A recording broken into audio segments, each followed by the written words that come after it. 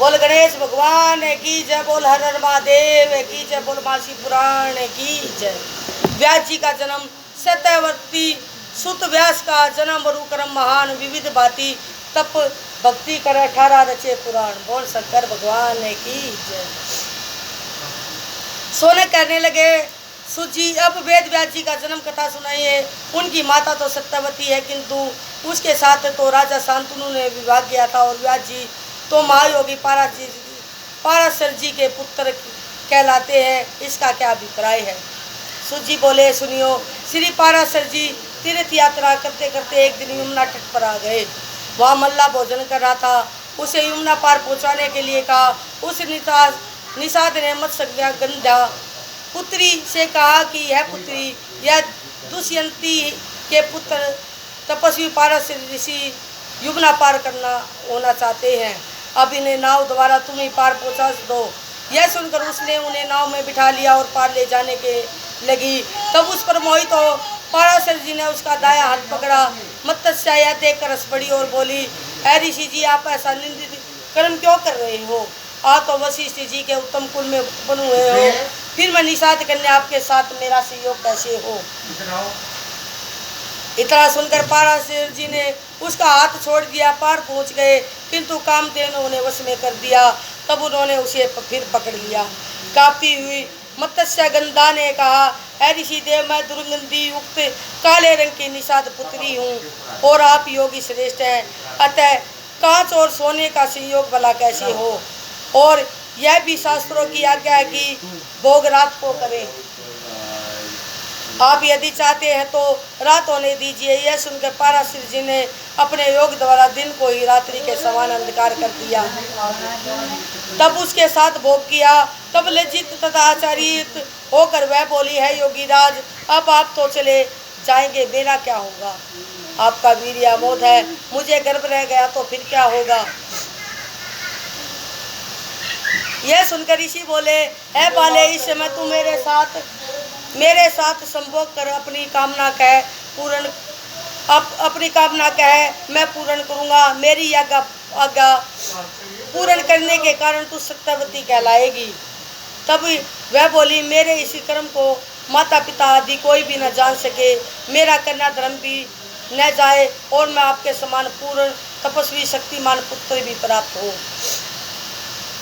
पाराशर बोले, सुनो तुम्हारी सभी मनोकामनाएं पूर्ण होगी और तेरे गर्भ से विष्णु का अंश तेजस्वी यशस्वी पुत्र होगा।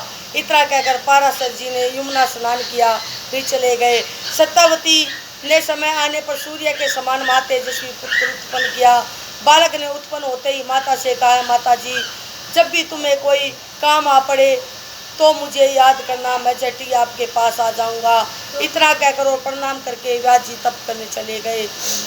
सत्यवती पुत्र से बेकातर होकर पिता के पास आ पहुंची। इधर उस बालक ने भी तपस्या पूर्ण की, फिर वेदों की शाखाओं का विभाग किया। इसी कारण इसका नाम वेद व्यास जी प्रसिद्ध हुआ। उसके बाद व्यास जी तीर्थ यात्रा करने लगे। तीर्थों की यात्रा तथा पिंड दान आदि देकर शिवलिंग के विषय में विचार करने लगे कि कोई ऐसा सिद्धिदायक लिंग हो जिसकी आराधना द्वारा सब विद्याएं प्राप्त करके मैं पुराण रचना की शक्ति पालूं। इस विचार में वे ध्यान में लग गए। थोड़े समय के बाद उनका ध्यान खुला और बोले, मुझे मालूम हो गया कि धर्म अर्थ काम मोक्ष देने वाले इस अति मुक्त महाक्षेत्र में मध्य लिंग है। इनके समान काशी भर में और कोई लिंग नहीं है। ये लिंग सभी कामनाएं पूर्ण करते हैं, इसलिए मैं इसी लिंग की पूजा एवं साधना करूँगा जिससे कि मैं पुराण निर्माता हो जाऊं। इस प्रकार विचार करके व्यास जी ने गंगा स्नान किया, फिर व्रत आरंभ कर दिया। कभी पत्राहारी, कभी फल शाकाहारी, कभी जलाहारी तथा पवनहारी, फिर निराहारी होकर मंदेश्वर लिंग की पूजा की।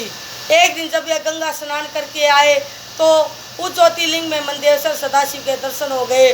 संग में पार्वती जी भी थी। इस प्रकार जटाधारी गंगा जी को जटाओं में धारण किए मस्तक पर दैत्यमान चंद्रमा की शोभा वाले साक्षात शंकर विराजमान है।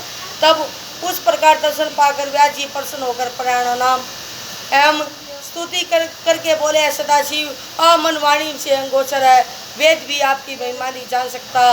सारे जगत के कर्ता धर्ता संगरता आप ही हो। सच्चिदानंद ईश्वर आप जन्म मरण देश कुल आदि में रहित त्रिलोकी के स्वामी हो।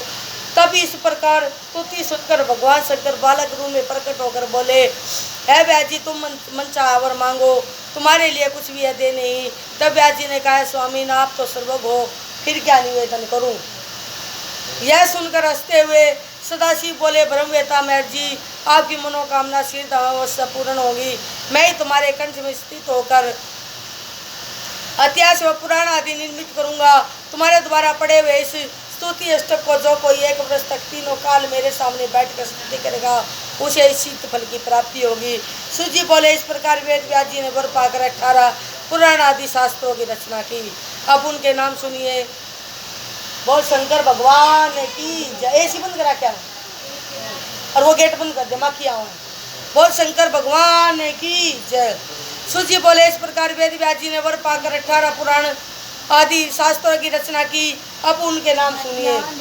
ब्रह्मा पदम विष्णु शिव भगत भविष्य नारद मार्कंडेय अग्नि ब्रह्मवेत लिंग वारा सगंध पुरम मत्स्य गरुड़ वामन और ब्रह्मांड, यह 18 पुराण तथा यश के देने वाले हैं। इसके पढ़ने सुनने से मुक्ति प्राप्त होती है। सूची बोले, इस प्रकार पराशर का सत्तावती से संयोग हुआ, फिर शांतनु राजा को सत्तावती प्राप्त हुई। इनमें किसी प्रकार की शंका मत करो।